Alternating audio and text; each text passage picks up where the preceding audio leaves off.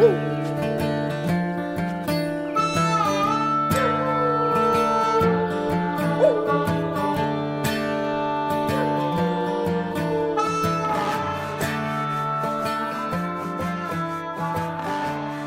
everybody, welcome to episode 96 of the Go Get Outside podcast. This is your host, Jason Milligan. Welcome back, welcome aboard. Today we will be speaking to filmmaker Kristin Tieche. She is a lover of both bicycles and bats. We have lots to discuss in this episode, everything from documentary filmmaking to waste management to her movie, The Invisible Mammal, about bats, to bicycles, to horror movies, and even horror movies on bicycles, to Batnados, and a little bit of bike religion for good measure. But before we get to our show, let's take a moment to hear from our sponsor.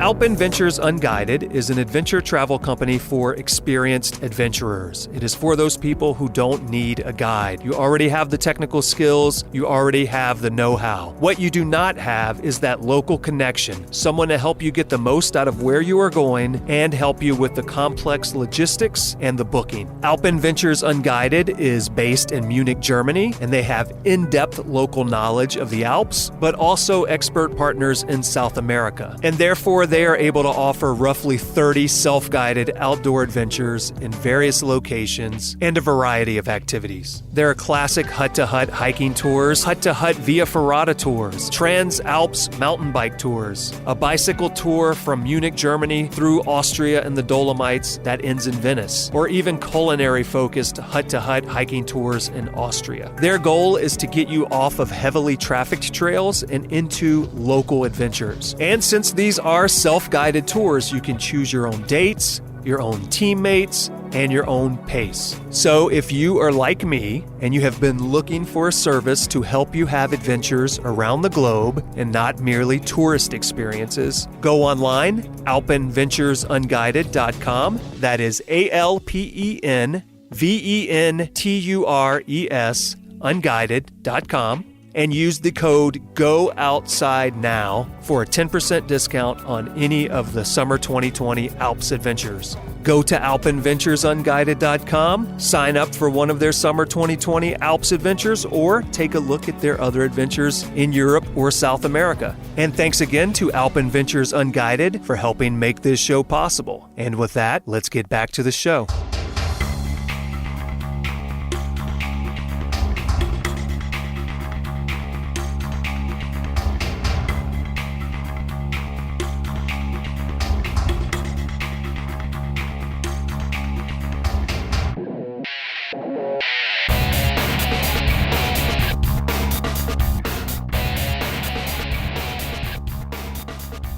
My name is Kristin Tieche, and I live here in San Francisco. I identify very strongly with this city. It's the place of my birth, so I'm a San Franciscan. And I also am a filmmaker. I usually tell people I make films about bikes and bats. And maybe one day I'm going to make a film about bikes and bats, but we'll see.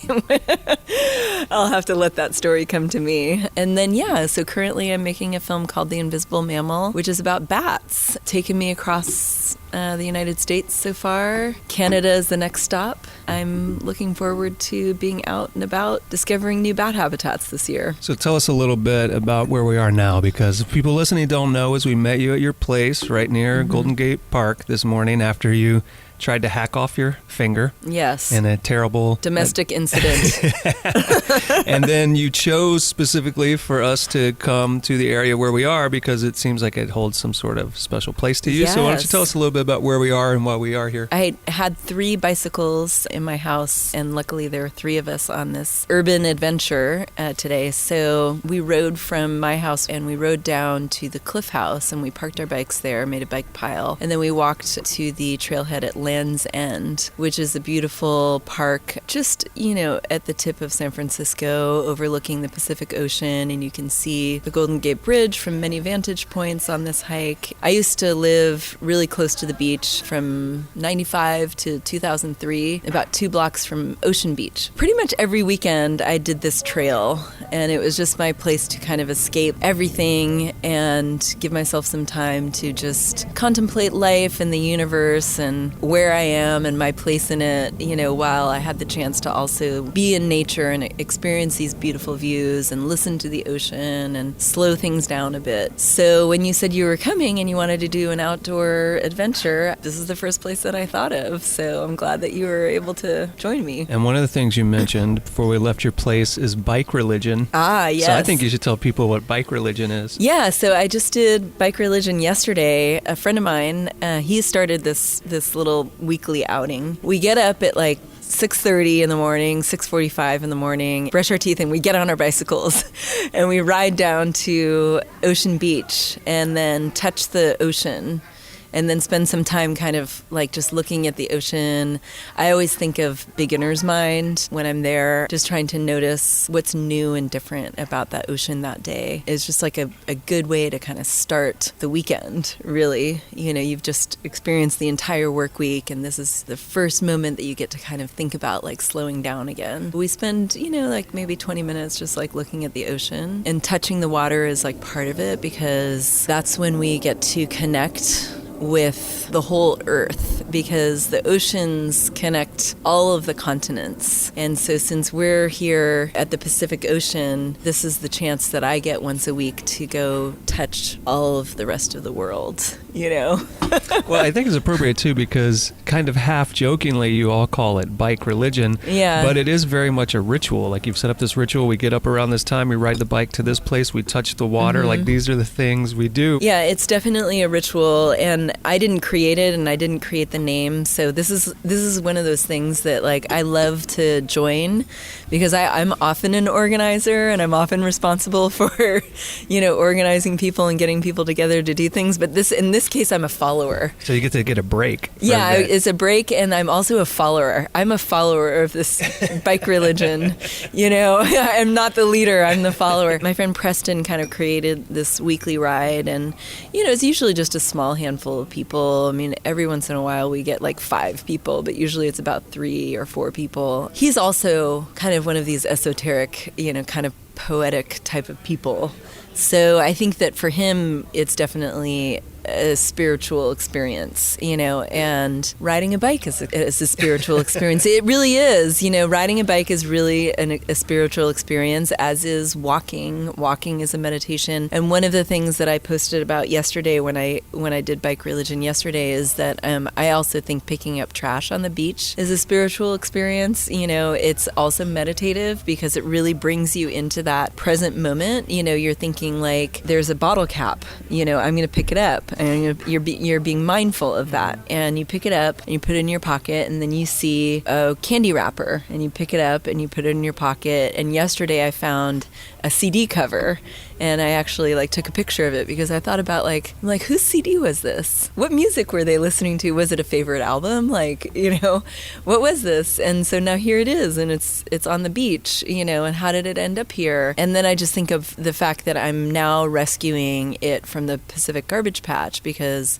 it's as I pick up these little pieces of trash on the beach, the waves are coming and would have taken these, tiny pieces of plastic out to sea. Or maybe they were in the Pacific garbage patch and they ended up in San Francisco. I think it's kind of cool how you're not only just thinking of trash as a thing that you have to remove and deal with and take care of, but you're also interested in the history of it. Yeah. And how it's connected to whoever its previous owner was. Yeah, that's an interesting way to look at it. Yeah, especially that CD cover. I kind of placed it down on the beach, and then I opened it up, and stuck it in the sand, and it was kind of like the window to the world and stuff too, looking at the water through the CD cover. So yeah. And then basically it's a reminder of our role as humans, on this planet. We have to be stewards, of the planet as well. When I pick up the trash, on the beach during the bike religion, it's a reminder of my role, as a human. Yeah, I think that's an important thing to mention. And so I'm going to take us on a quick tangent for a second. Because in society, of course, people always complain about whatever generation is after them and how they're not responsible and they don't know anything about personal responsibility. But collectively, we like to espouse the importance of personal responsibility until it comes to trash. Somehow we don't see ourselves as responsible for the remains of the objects that we consume. Yeah. It's interesting just thinking about like the connection to the other people,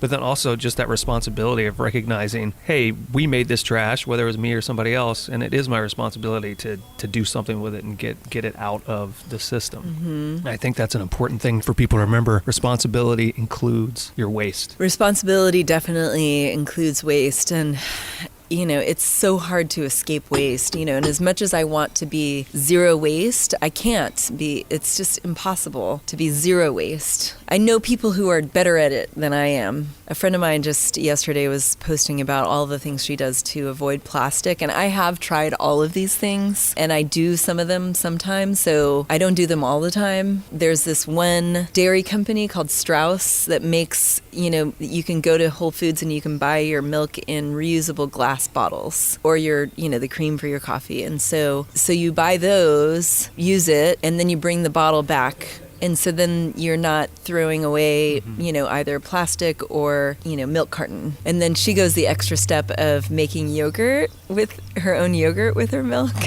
that she buys. And I have tried that, but I have such a small kitchen because I'm an apartment dweller. I actually just measured the square footage of my apartment. It's 582 square feet. So wait, how did you get that precise? My landlord came in with a laser. Oh, no kidding. Yeah, we figured out what the square footage. So 582 precisely. Yeah, yeah. My kitchen is tiny, so I've tried to make yogurt in my kitchen, and I've done it several times, and it ends up just being very, very messy. Just don't think I have enough space. So I really want to live to see the day where all yogurt containers are reusable glass, bottles as well. There's only a few brands that make yogurt in reusable glass bottles, and they're not my favorite yogurts, unfortunately. This is my one, piece of guilt, in my plastic life, is that I'm a yogurt consumer, and I like yogurt a lot, so I buy a lot of plastic yogurt containers. Well, to make you feel better about yourself, we battle with this same thing. Just remember, there's an entire infrastructure built around plastic, and it takes a long time to change an infrastructure. Yes. So as long as you're working towards it, yeah. You don't have to feel as guilty if you aren't meeting your goals every day. Yeah, and the other thing about it is that there's other things that come in plastic containers that I refuse to buy. Peanut butter or tahini. I never, ever, ever buy any drink that's in a plastic bottle. Like, if it's in a plastic bottle, I won't buy it. If there's a can version of it or a glass bottle version of it, I'll do that. But even then, I try not to even buy drinks. You can either bring your own water with you in a reusable bottle. You make yourself a cup of tea and bring your own cup along with you or something. And so I try to just not buy anything in glass bottles, but it's sort of like an every once in a while, like if you're on a road trip or, something like that. Yes. So now that I've completely derailed you away from speaking about yourself. No, I can talk about waste. Yeah, it's okay. No, it's funny because it's very much in the zeitgeist now, because I think very few episodes in the last year of this podcast have passed where we don't end up talking about plastic or waste or something. And at some point during the discussion. It's a huge problem. It is. The fact that it's this much in discussion makes me not necessarily confident, but hopeful that means we're heading in the right direction and things are changing. I have a lot of faith in the younger generations. Younger generations are fed up with us, and our wasteful ways. Not to say that they're saints, because nobody's a saint, but there's a lot of vision. There's a lot of young people too. So it's like a growing, population, and they're coming at us with a vengeance. So. I think it's so easy to look at younger people and then just fixate on the things about youth that you hate forget that you participated in those same things, whether it's like disrespectfulness, lack of responsibility, any of those sorts of things that people like to forget that they once participated in also, and then just focus on those things about young people and say how they're worse than your generation. But I think if you stop and look, just like you're saying, I've noticed a lot of things in younger people that give me a lot of hope about what they might do, and little things too. And maybe I'm wrong, but I feel like I see more camaraderie in some ways, even though people claim they don't talk to each other because they're only on quote unquote social media or whatever. From what I see is they're less likely to bully each other. They're more supportive of each other, and things that our generation and definitely the generation before us were less likely to do. As much as people want to complain about helicopter parenting and things,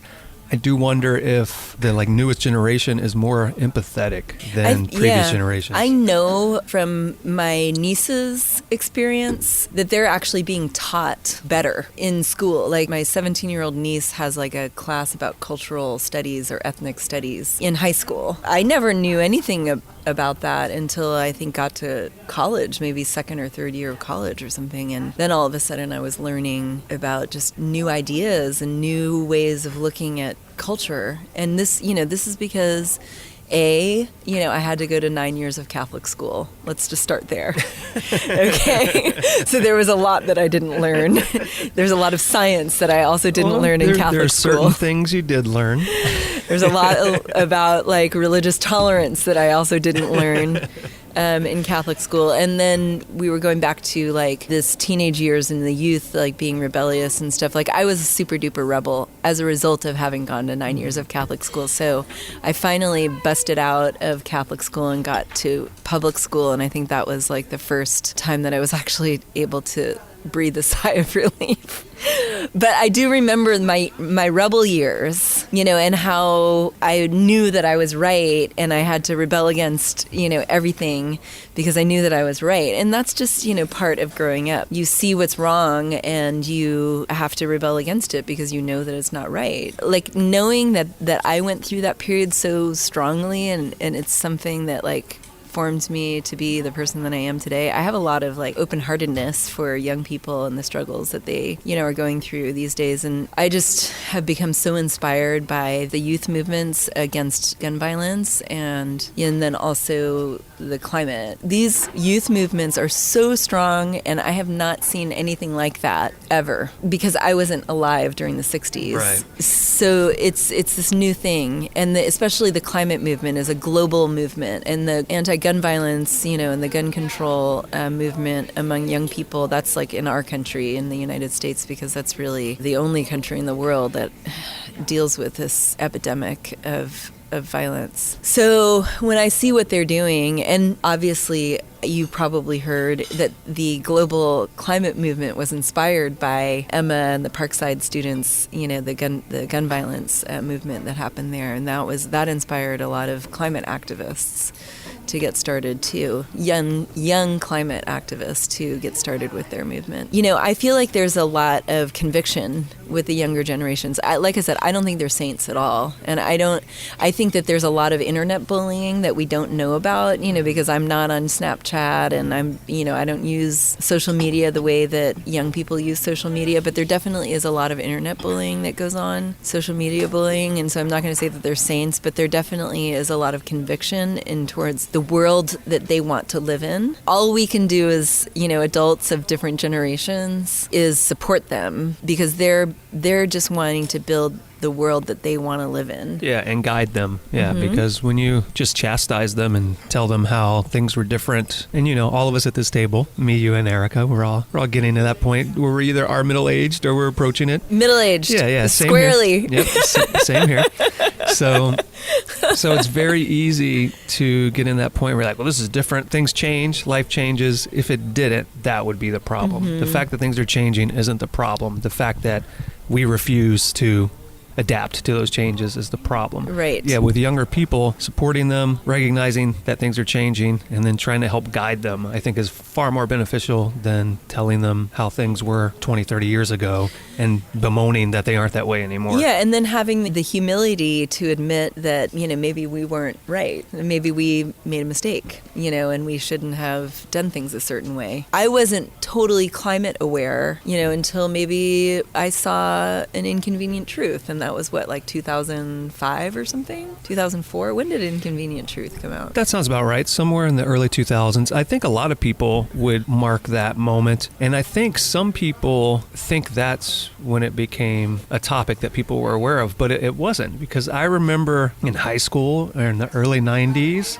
when I was a kid, there were already discussions. They just weren't calling it climate change. They called it global warming. Sometimes they weren't even calling it that yet. But I mean, even when you look back at old movies like Waterworld, the whole concept of that movie was that we heated the earth, we melted the ice caps, and the earth was covered in water. Yeah. We've been aware of it for quite a long time. Yeah. We've just waited a long time to do something about it. Yeah, two things. So you may not remember, but in Spike Lee's Do the Right Thing, there's a reference to global warming. Oh, is there? And that's 1990, I believe. Sounds about right, somewhere around there. Yeah. 89? Maybe 89 1989. or something. Yeah. So he references global warming in Do the Right Thing. And actually, the fact is that scientists have known about the effects of carbon dioxide on global surface temperatures since the 1800s, since the Industrial Revolution. Yeah, there are documents popping up that indicate for quite some time people have known that this could be an issue, or had an inkling that something would be an they've issue. known. They've known that there's a direct correlation, and it's been a massive,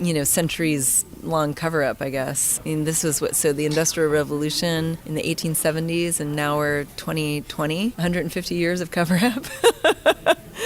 What we've known about the petrochemical industry, and we've just sort of allowed it to happen. Well, comfort and complacency are very powerful things. Well, and being lied to. Lies are very powerful. Or just not ever being told the truth. We're still not being told the truth. The issue of climate in America, on American media, is not being delivered to Americans in the way that it should be. We should have daily coverage of climate change. The CO2 parts per million now is 413. A few months ago, it was 410. And so a year ago, this time, it was 405. It's nobody's talking about this. We're already headed to an irreversible trend. And nobody's talking about it on American media. Oh, here's a question for you, because there are certain groups of people that would argue the opposite and say they're sick of hearing about it and people talk about it too much, and they think it's blown out of proportion, or that they don't trust science for whatever reason. What are your responses to those people? Here's the thing, is that the reason why people don't want to hear about it, mostly, is that it causes anxiety and depression. When people hear about, this doom and gloom, most people have what they call a pool of worry, the things that they're allowed to worry about on a certain day.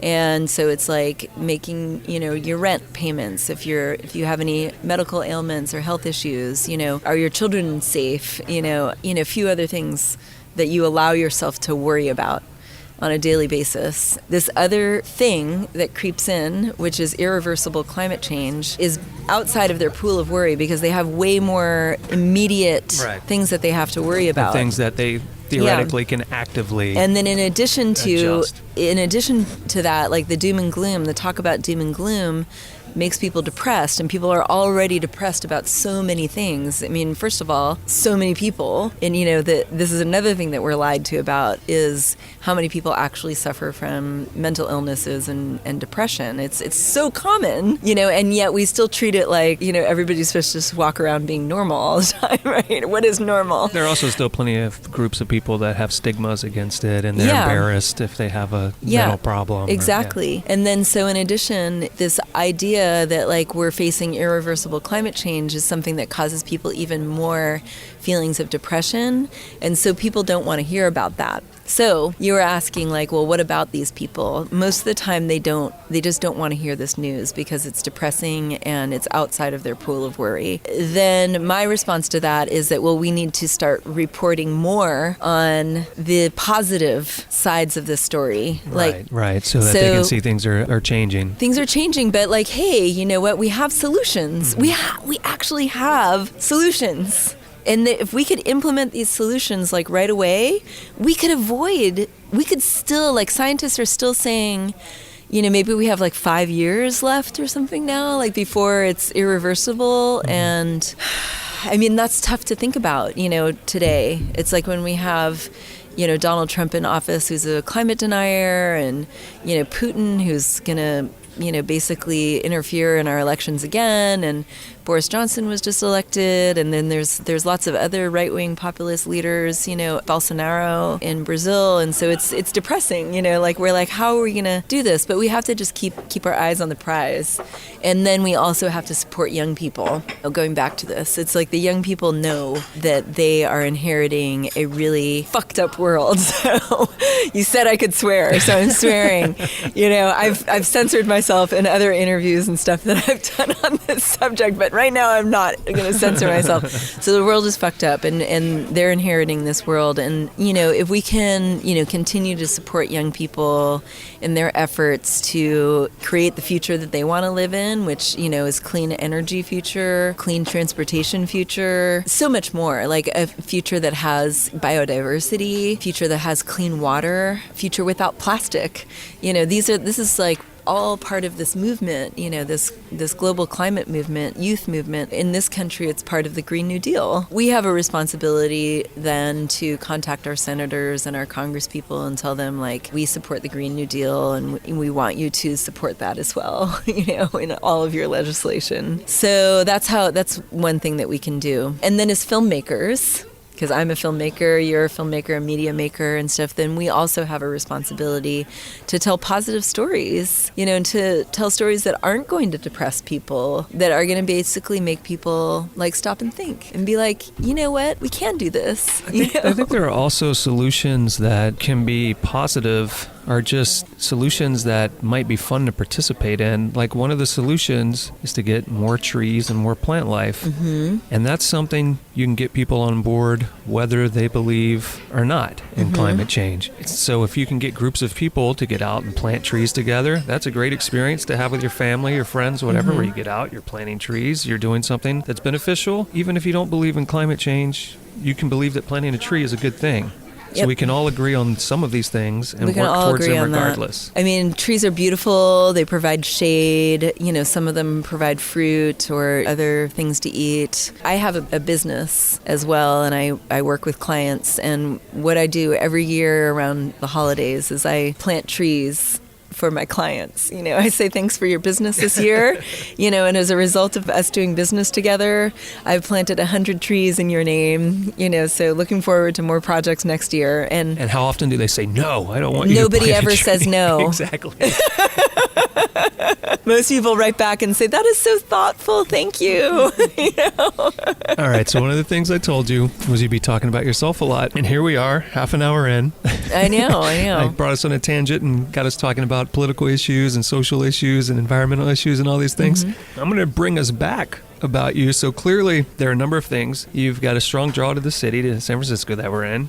You've got a strong draw to bicycles, to bats, and to environmental issues. But you clearly weren't just born interested in all of those things. So let's rewind and discuss kind of your path through life that has kind of brought you to all these different aspects of your life and how they overlap and have come together. I can see the hospital where I was born from the window of my living room. And so that kind of also grounds me in my location. Just to kind of put your listeners in the atmosphere that we were in. When we started this interview, we were sitting in an empty patio, but now the sun's come out and everybody's enjoying the outdoors with us as well. So there's probably a lot of chatter of people in the background enjoying this lovely patio in the Land's End area of San Francisco. But yeah, going back to my childhood, there's two things is that I think I've always just been an animal lover. The first story that I ever wrote was about a bird. I wrote a short story. It was like a paragraph long about a bird, a mother bird and her baby bird. And I look back on that and I'm like, oh, that's really interesting that like even at the age of like 5, I was writing stories about wildlife. And were you growing up in San Francisco? I grew up in Marin County. Okay, so you went there after you were born in that hospital. I was born in the hospital, but I grew up in Mill Valley in Marin County. And Mill Valley it's like a mountainous town, and there's redwoods, and it's very beautiful. I also knew when I was growing up that I lived in a very special place. Yeah, so I always like innately had a love for animals, and that is something I think you're just born with. It's your personality. And I still love animals like so much, I really love animals. I'm a vegetarian too. And then on top of all of that, like my dad, he was really into camping. And so he had like a VW bus. He had a few different ones over the years, and we would take off on like 5 to 6 week camping trips across the country in the summer. That's pretty nice. Yeah. So when I was a kid, like often we would spend the whole summer just driving around national parks and state parks, across the United States and camp, and I got to kind of experience the great outdoors that way. So how were your parents able to take off that much time? Were they teachers? No.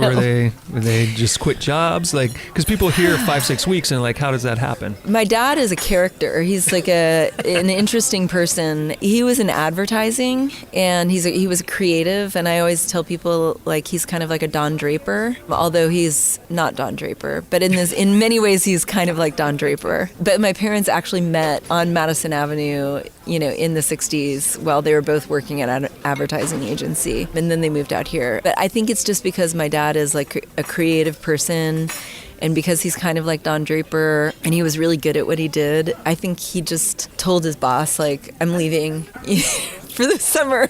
I'll be back. And they just sort of said, okay, all right. And so that was what he did. And then my mom would spend that time and go back visiting her brothers and sisters or family like in New York. And sometimes we would spend the summer in New York and stuff. These summers, like my dad would just take me and my brother on these cross-country trips, and we got to experience wildlife. Like my dad was also obsessed with wildlife himself. Like I remember one summer we went on a trip and he wanted to see a bear. And so the whole summer we were like in search of a bear. We went to all the parks, and everywhere we went we were just constantly looking for a bear so we could say we saw a bear. I think we were like in the Tetons or something, and like my brother and I were like in an inflatable raft or something on a lake, and my dad went walking around with his camera, and he saw a bear, and we didn't. But that was the only bear that we saw that summer. So he saw it, but we never saw the bear, Yeah, so those memories and stuff as well, were pivotal in my experience with wildlife and my love for wildlife and making films about nature and connecting with nature, and my own self-commitment for continuing this relationship that I have with nature and wildlife and my natural surroundings. So how did the filmmaking come about? Was that something you started toying with at this time in life, or did this come later? It came a little bit later. I've always been a film lover, and I didn't major in film in college in my undergrad. I majored in French literature, actually, and history. But I think that my major in college ended up just sort of being something that I had the most units in, so I ended up just picking them as my major so I could graduate. Not to say that I don't love literature and history. I love both literature and history. I went to UC San Diego, and the program at UC San Diego, just in terms of filmmaking and video production, just wasn't really what I was looking for. So then after UCSD, I was a teacher for 2 years, and I taught French in high school. And this is another reason why I have such an understanding of young people, is that when I was 23, I had to teach 14 to 18-year-olds. And so it was very quickly after I was their age, I was having to re-understand what they were going through. Being a teacher for 2 years and stuff was kind of another experience that just changed my whole perspective. So I was living in Mississippi. I did the Teach for America program, and they placed me in Mississippi. And I knew that I didn't want to live in Mississippi because I'm from here and I'm not used to humidity. And I was just miserable in 100 degree weather with 100% humidity. And I was just I don't think I would have made it too far. Yeah.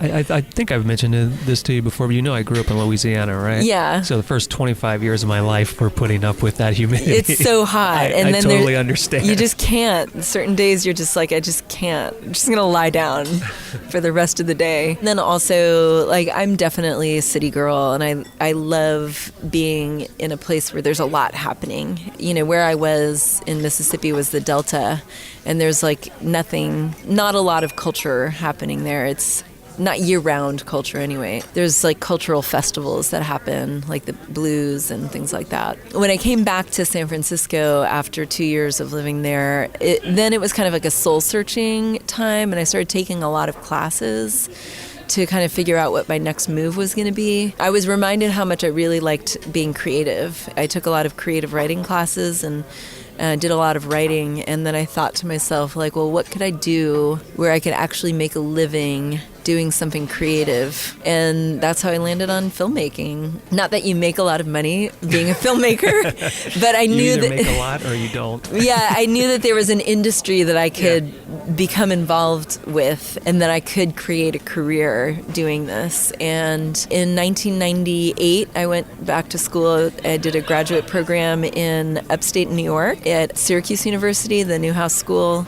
And so, I was there 1998 to 99, and then I came back and I jumped right in and I started working. Yeah, and you do a mix of film, right? For instance, you're doing a documentary about bats that we're going to talk about a lot very soon. But you also have a history doing horror films and other sorts of narrative fiction, correct? So the horror film is called The Spinster, and it is also a bicycle film. So I told you I make films about bikes. So I call it my feminist horror film on bikes. Well, let's talk about The Spinster, because I love The Spinster. In fact, I'll send you a link to The Spinster. You do that. You'll have to see this movie. It's my favorite movie that I've ever created. And one day I'm going to make more horror films. Oh, I thought you were going to say more in the Spinster saga. That all follow this nice. saga. So The Spinster happened because another filmmaker friend of mine and I, we were having coffee, just kind of like what we're doing right now. We were both talking about how complicated filmmaking is, and like how you need so much money and you need this crew, and it's, it takes so much time, and and then I said to her, well, what if we both made a short film this year, and like we just committed to making a film in a year and just did it. We kind of accepted the challenge. And so I went home and started thinking, and there was this image that I had in my mind, and it was kind of like this thing that I wanted to play out one day in reality. And it was this image of like this kind of ghoulish woman riding a bicycle holding a severed head. And I know this doesn't have anything to do with getting outside, but it does. Look, because you're on a bicycle. Look, maniacs have to get outside too. You can't just kill people in your house only. Yeah. So anyway, it was just like I had this image, and I thought, like, first I had thought about it as performance art. Like I was like, what if one day I got dressed up, had this severed head, and I rode my bike around San Francisco holding this severed head, and just to see what people would say. And I was like, what if I did that? And then instead of ever doing that, I wrote a screenplay around this character. So this was probably the best decision you could have made. Right? It was not do it for real and instead write a screenplay. Exactly. So anyway, then I started developing this image character around this person. So I said, who is this person?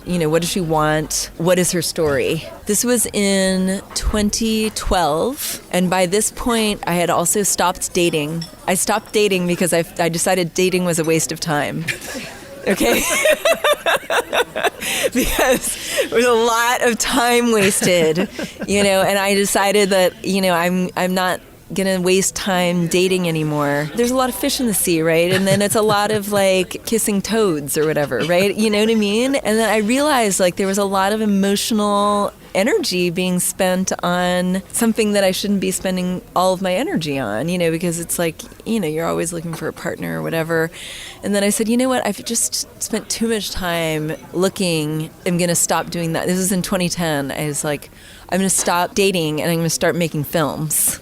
So I had made another film before The Spinster, and it was called Forms of Identification, and I made that in 2011. And it was an experimental dance film about identity crisis, and that's why it's called Forms of Identification. And that one you can also see. You can watch it online. It's free. Just, formsofidentification.com. 2012, I had already stopped dating. So now back to The Spinster.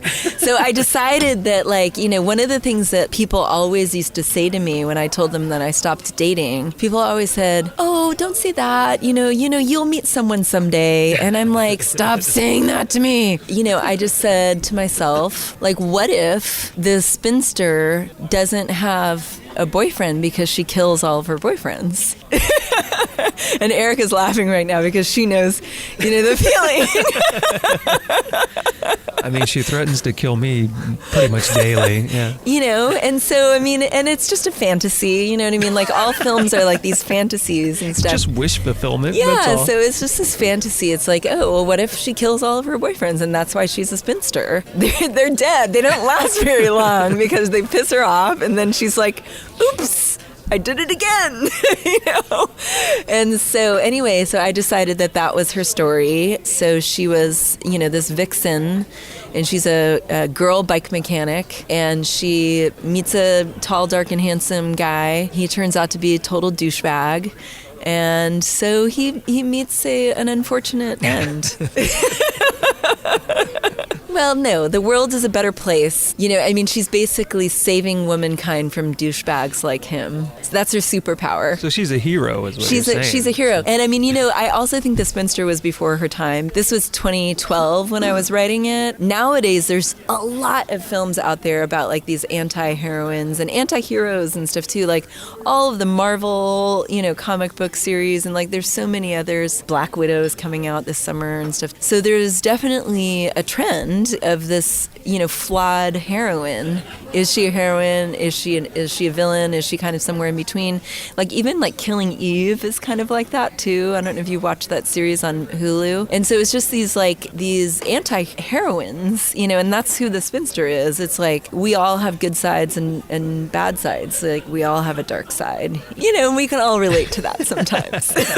So that is your favorite thing you have ever made? That's my favorite film that I've made. That you've made? Yeah, because it's definitely entertaining, and I love horror films. I've always loved horror films. I love the metaphor of a horror film. I used to be a big Buffy the Vampire Slayer fan too.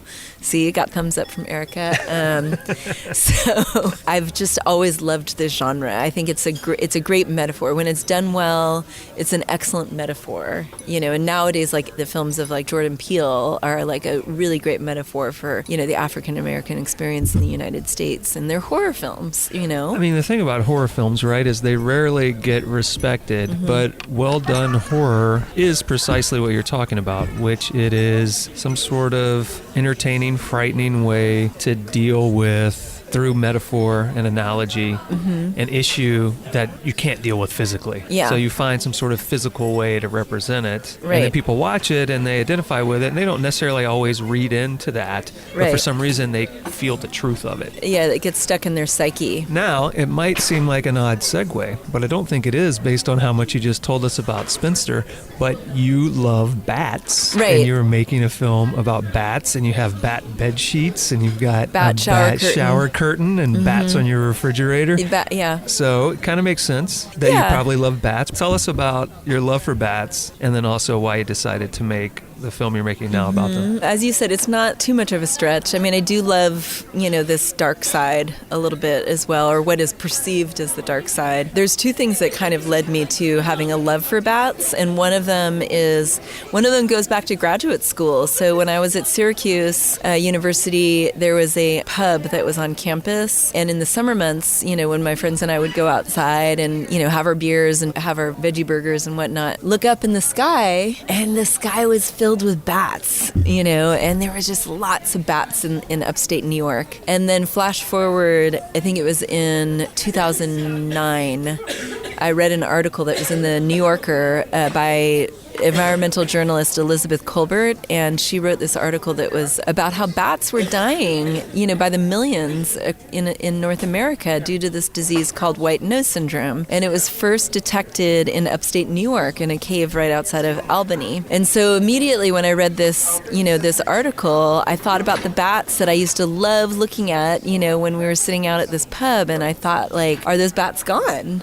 And it's very likely they are. I have not been back to Syracuse to see if there's still bats flying around at night. You would just look up and the whole sky was just filled with bats, right? And nowadays I wonder, are there any?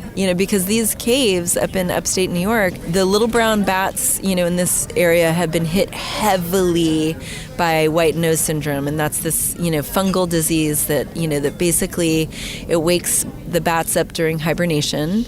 And then when they wake up early from hibernation, then they wake up too early and they use up all of their reserves, their fat reserves, and they end up starving to death, because there's nothing to eat. They eat the bugs, obviously, and there's no bugs like in the middle of winter. When I read that article, I immediately thought to myself, I should make a film about this. It was something that was always in the back of my mind, and as a filmmaker and storyteller, that there's always these stories that in the back of your mind that that you need to tell, and they'll never go away until the day you die. You're gonna just always have these stories that that these are the ones that you need to tell. When I read this article, I just knew then that telling the story about bats was something that I needed to tell. So I made Forms of Identification, then I made The Spinster, and then after making The Spinster, I think I started being more verbal about wanting to make a film about bats, and I was encouraged to because everybody wants you to make that film. They don't realize how much, when you commit to making a film, how much it takes out of you. It's like basically having a little baby, right? So I started making the bat film in 2014. I think I started filming bats in 2014, and then I think I applied for funding in 2015. And then I realized it's really hard to get funding to make a documentary. So anything.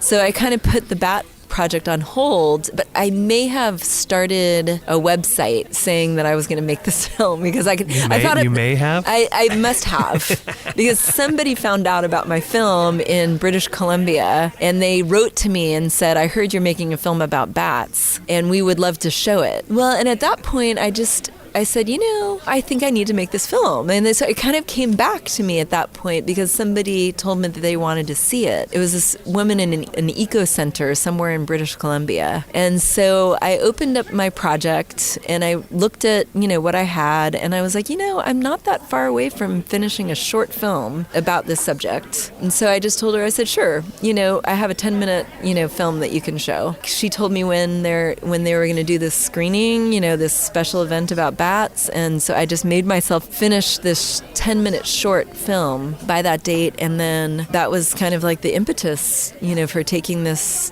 show on the road. Then I started entering the film into environmental film festivals, and I think that there's something about bats. There's not a whole lot of films about bats. They're ugly cute. They're like chihuahuas, or pugs or something. They're kind of like this weird looking face. One of the people that I interviewed said they're a face only a mother can love. Then the more you dive in, you're like, whoa, bats are so fascinating. There's 1,400 different species of bat on the planet. People think that there's just one kind of bat, and that there's a vampire bat and they suck your blood. And you're like, no, there's only actually one species of bat that sucks blood, and it's not even interested in humans. It mostly eats blood. They mostly suck blood from the ankles of cattle in South America. And so it's not even in the United States or Transylvania for that matter, right? The other kind of bats are, and I think in North America, the majority of bats are bug eating. And which is very beneficial to most people. Everything that bats do is beneficial to most people, right? Here are the ecosystem services that bats provide. They eat bugs, so it's natural pest control. Bats save farmers in the United States. There's one estimate of $22 billion a year. I've seen estimates of like $53 billion a year. So there's in pesticide use. In pesticide, yeah. So if there were no bats, farmers would have to use way more pesticides. And then think about the environmental health impacts of heavy pesticide use. So there's that, right? So that's why I think it's like anywhere from like 22 to 53 billion, because we don't, what about like these added externalized health costs that we're not thinking about? So then the other thing that bats do is that they pollinate. And people don't think about bats as pollinators. So maybe people should think about bats like they think about bees. Right. And if you like tequila, so there's so many things that bats pollinate. So, the agave plant is one of them. Mangoes, I believe, and avocados, things that people love. They're responsible for pollinating those plants. And then the other thing that they do is they're seed dispersers. So the fruit-eating bats, those are like the big-eyed bats that you see, the big, huge ones that are in Australia, for example, and stuff. And those are the big, cute ones that look kind of like big flying dogs.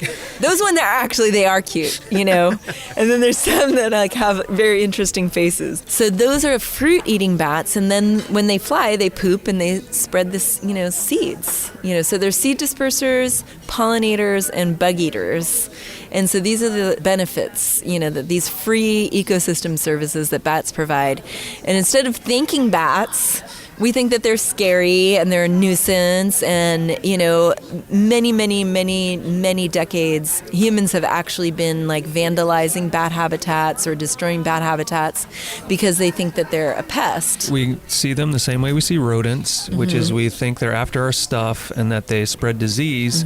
And unfortunately, sometimes, just like every other creature, they do help spread a disease, and then they get remembered for that. Yeah, so let's talk about that disease. So rabies is the disease that you're talking about. Humans are way more likely to get rabies from a dog or a cat than they are from a bat. When we're talking about bats, we're talking about, this is like the second largest mammal group on Earth. And so rodents are the first largest mammal group on Earth, and then bats. And like I said, there's 1,400 different species of bats.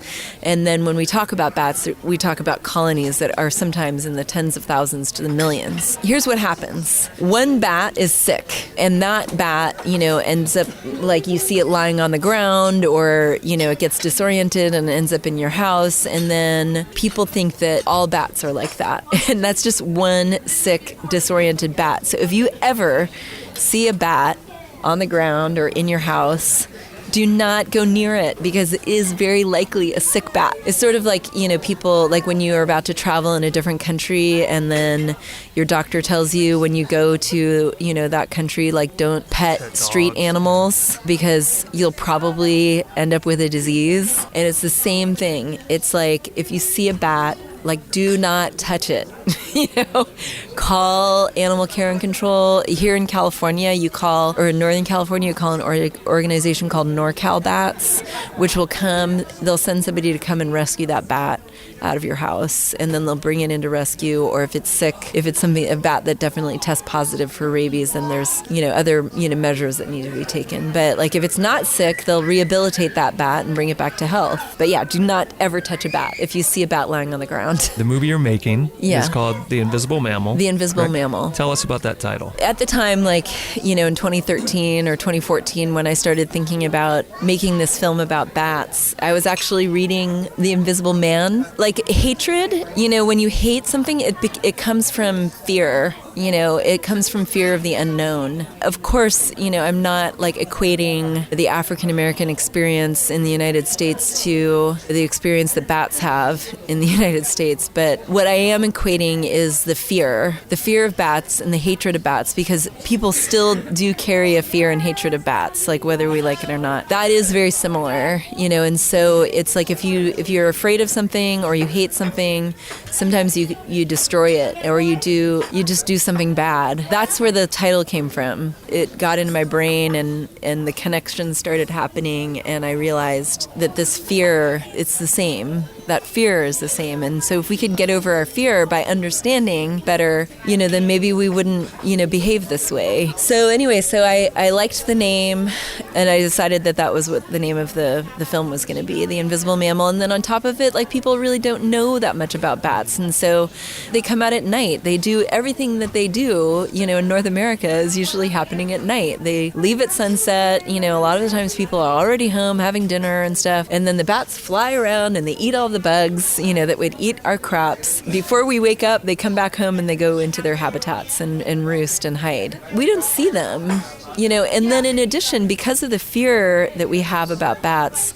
like, we've never really spent that much time studying, like, all the amazing things that they do. This film will talk about, these amazing things that they do, because I'm following these bat researchers who are trying to stop the spread of white nose syndrome by supporting bat habitats in different ways. And they have all told me that as a result of this disease, white nose syndrome, which is now threatening like entire populations of some bat species in certain areas, so we are talking about potential extinction, if not extirpation. So they say that because of all of this funding that's going into stop the spread of white nose syndrome, that there's all of these other opportunities to learn about bat behavior. Where do the bats go? Like, a lot of the times they don't know.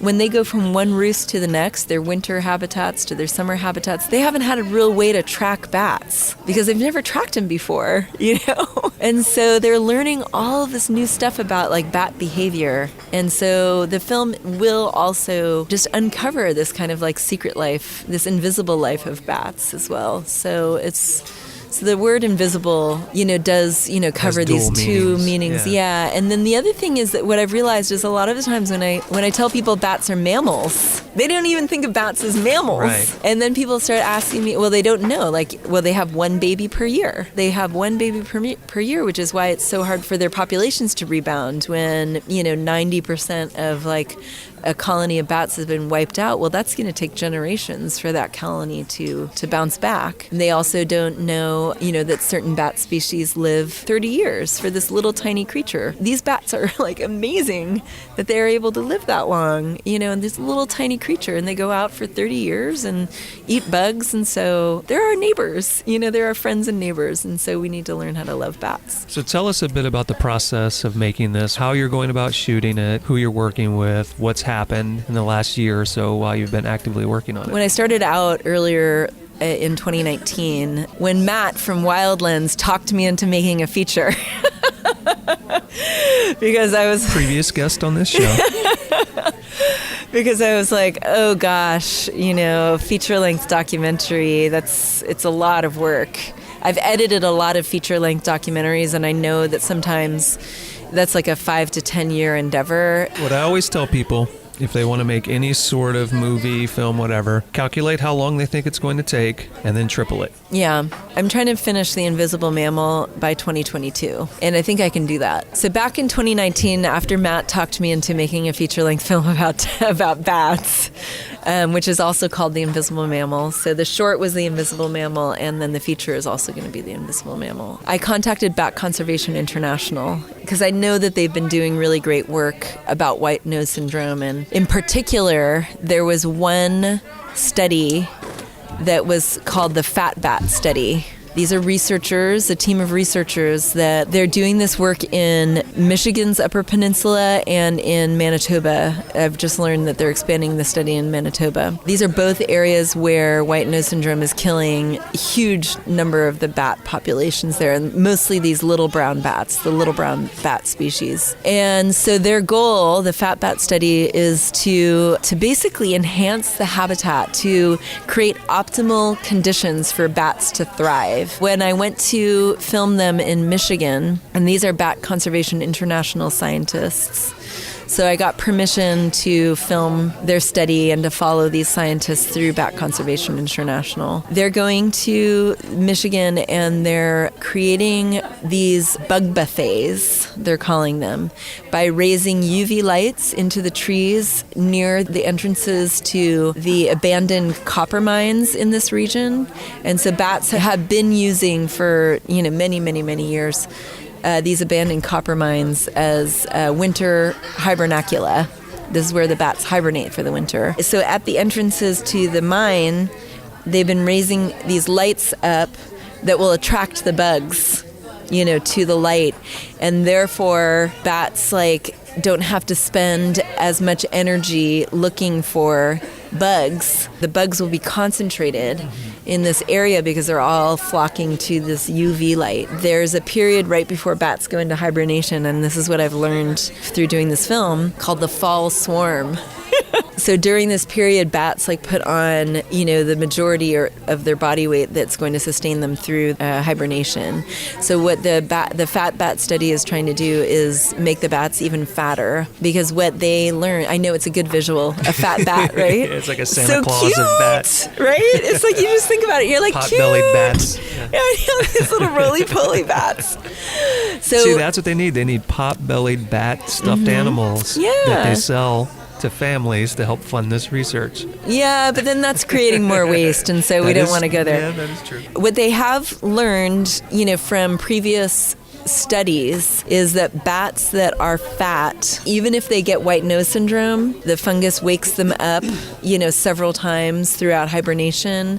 So what happens is that fungus is irritating, and so bats will wake up, during hibernation, but the fungus causes them to wake up more often because, it's a fungus. Anybody who has had athlete's foot or any other kind of fungus, and I usually say this when I'm talking to audiences, is that any woman sitting out there knows how irritating a fungus can be.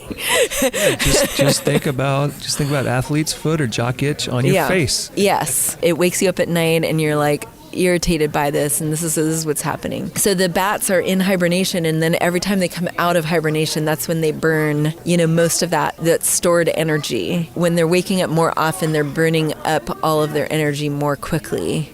And so that's what leads to their demise. So if the bat is fat enough, they are able to make it through to spring. And when they leave the hibernacula, are flying around when it's warm enough, I guess the fungus just burns off in the drier weather. And that's what I've learned. And so that's what the film is going to be exploring, is these efforts to create optimal habitat, for bats, and to see whether or not their field studies are successful or not. And if this is a solution that can provide hope for America's bats. So you have an estimated 2 years left before you hope this is completed. Yeah. So what remains in the future that is left to be done over Films? that 2 year period? Yeah. Or just in general, are you actively editing as you shoot, or are you still shooting and then you're going to start editing later? Really good question. Yes and no.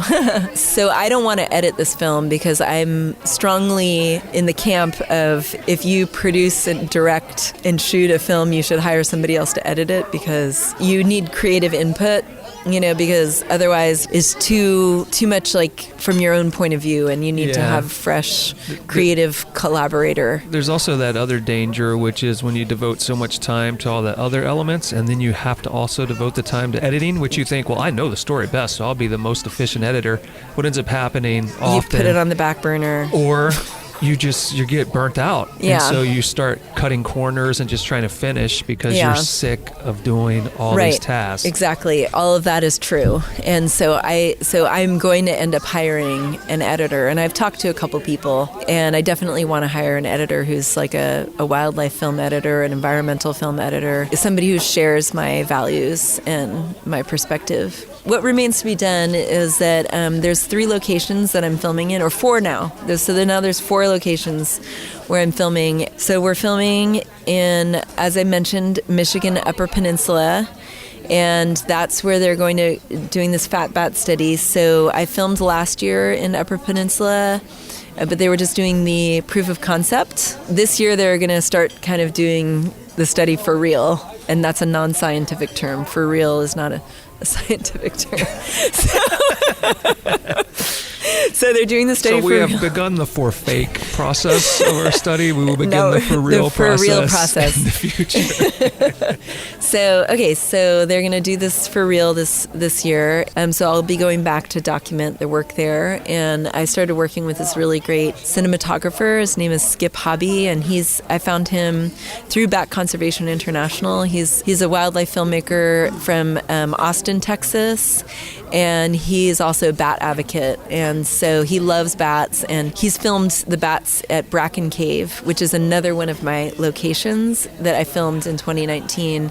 And Bracken Cave is a cave outside of San Antonio, Texas, that is home to 20 million Mexican free-tailed bats. And I think when I met with you at the Wildlands retreat, I talked about the batnado. So, yeah. So Bracken Cave is the home of the batnado.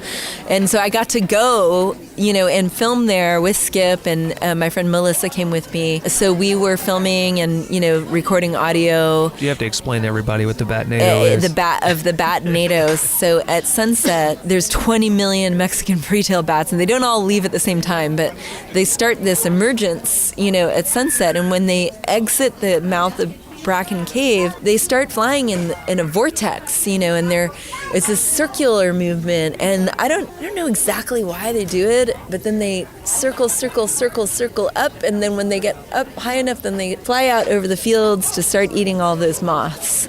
But when they exit the cave, they're doing this circular movement, and it looks like a batnado. It looks like a tornado, but they call it the batnado. And people come, like tourists come to see this, natural phenomenon. And it's beautiful. It's really stunning. It's sunset, and there's light in the bat's wings, and and then there's other kinds of wildlife that try to pick off the bats, like snakes and raccoons and hawks and, other predatory birds. We filmed there. This part of the film is going to be really crucial for that moment where people, look at bats in a new light. They see bats and they see something that's beautiful that they would want to go see themselves. So the bats in Bracken Cave, they don't hibernate. Mexican free-tailed bats, do not hibernate, but they migrate. And so they end up sharing bat habitats with other species that do hibernate. The fungus that causes white nose syndrome, it's called PD, and I don't know how to pronounce the Latin. But you will learn. I've heard it so many times, and I prefer to just refer to it as PD. That's what, most people refer to it as. But it has been detected in Bracken Cave, and this fungus has now been detected in California as well. So the disease is now bicoastal. It's from coast to coast, north to south, east to west. So it's pretty much reached all corners of the continent. And they think that, when scientists look at the jumps, so, how did it get from, Minnesota to this Washington state, they think it could have been from a person, but that distance also could have been transferred by a bat. There are bats that migrate that far. So that's why I'm saying these Mexican free-tailed bats, could then become carriers, and then, then all bats in North America, all bat habitats in North America will have a PD in them. So yeah, you were asking where I'm filming. So I may not go back to Bracken Cave this year. Maybe I will, but we are filming other caves in the Texas Panhandle where PD has been detected. And caving is so cool. This is the other reason why I got into making a film about bats. The first time I went caving, legitimately caving, was in 2007 in Panama. And it was the coolest experience ever. We went into this cave, and it was super, Indiana Jones kind of deep into this cave. And, sometimes we had to duck our heads underwater to get into the next cave cavity. And I just thought it was the coolest thing ever. And there were bats in the cave. And so I became, bat lady, cave woman, Batwoman, cave woman. And so it just sort of evolved that way. But yeah, I'll be hoping to go into some of these, caves and back into the mines in Michigan and the caves in Texas. And then I'm also going to be visiting the lava tubes in California. And there's a scientist here in Northern California she's taking samples from the caves and doing experiments on killing the white-nosed fungus, this PD, with UV lights in the cave.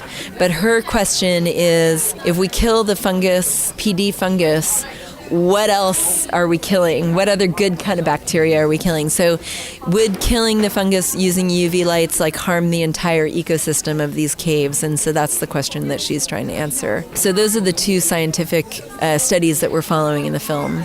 And the film is basically the story trajectory is going to be, will these scientists, will they or will they not find a way to stop the spread of this disease, and save America's bats? Is there a way that people listening could somehow get involved, help you make this absolutely film possible, follow along with it? How should they do that? Yeah, absolutely. So you were asking about how am I deciding when to go film again, and usually it's when I have the money to go film again, I'll go film again. And so what I've been doing is hosting house parties, and this has been my way to raise funds while I'm making a film, because I just don't have it in me right now to do a 30-day Kickstarter campaign. Running a crowdfunding campaign takes so much out of you, and it's just very time consuming and very emotional in and of itself. And I just knew I didn't have the time to do that and make a film at the same time. So I started doing these house parties, and the house parties are kind of a fun way for me to create more of an audience for my film and find more people to follow what we're doing on Facebook, and then also raise funds for the film. So I have a GoFundMe page, and anybody that wants to, give me a donation, it's tax deductible. If you make it through the GoFundMe page, we're fiscally sponsored by Wildlands, which is a 501c3. You can either go to theinvisiblemammal.com, and there's a button right on the front page that says support this film or be a part of this film, something like that. And you click on that, and it should take you to information about how you can make a donation.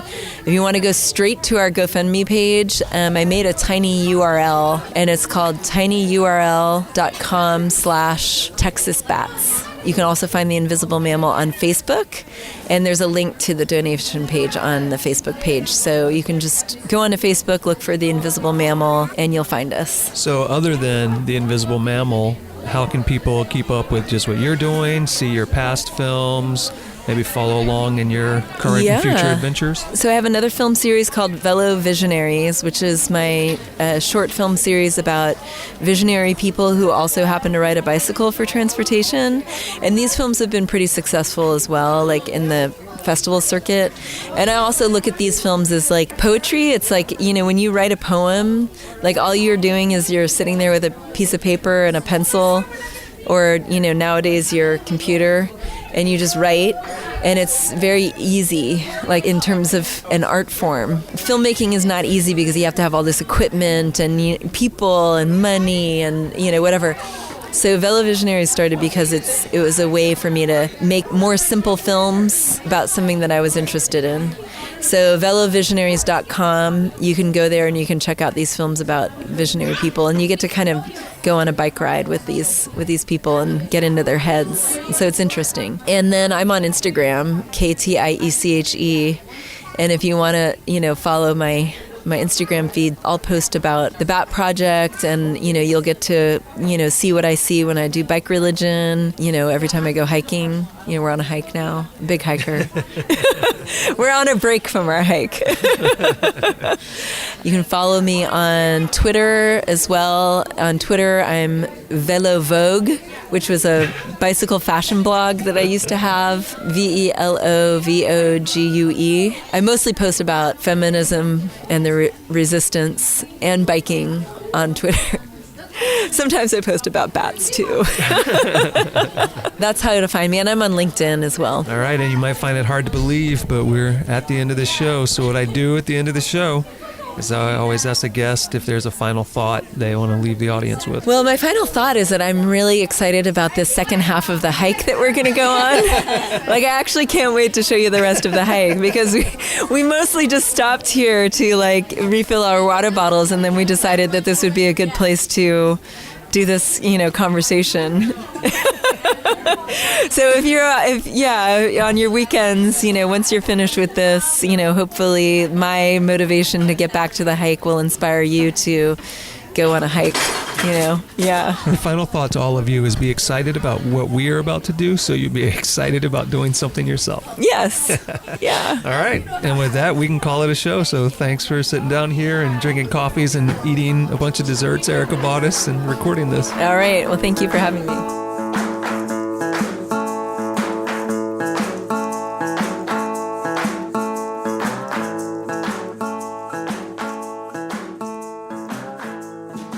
And now it's that time where you head to our website, gogetoutside.com, look for this episode 96 with Kristin Tieche. And there you will find photographs of Kristin in action, photographs from her movies, photographs of bats and batnadoes, along with links to all of the topics we spoke about in today's show. And if you head to our website, you can see the trailer for The Invisible Mammal, a fresh new trailer to get you interested in her upcoming documentary. And while you are there on your internet machine of choice, visiting our website, why don't you go ahead and drop us a line here at the show? There are a number of ways to do so. Send us an email, go@butcherbirdstudios.com, or send us a text or leave us a voicemail at 818-925-0106. And if you would, please go to your podcast purveyor of choice and subscribe to the show. And if possible, rate and review. And if you want to do us a great big favor, share this episode with someone who you think would enjoy it. This episode of the Go Get Outside podcast was produced, recorded, and edited by me, your host, Jason Milligan. Additional help was provided by Griffin Davis. And as always, it has been brought to you by Butcher Bird Studios. And thanks again to Alpine Ventures Unguided, whose sponsorship helps make this show possible. And a reminder to all of you that you can get 10% off your 2020 Summer Alps adventure by using code GOOUTSIDENOW. Next time on the show, come back March 16th for Ted Madison, a.k.a. Ranger Ted. He's an actor, outdoor guide, father, upcoming podcaster, and founder of Wonder Outside. He has lots of great stories to tell, and he's a damn good guy, so come back March 16th for Ranger Ted. See you then.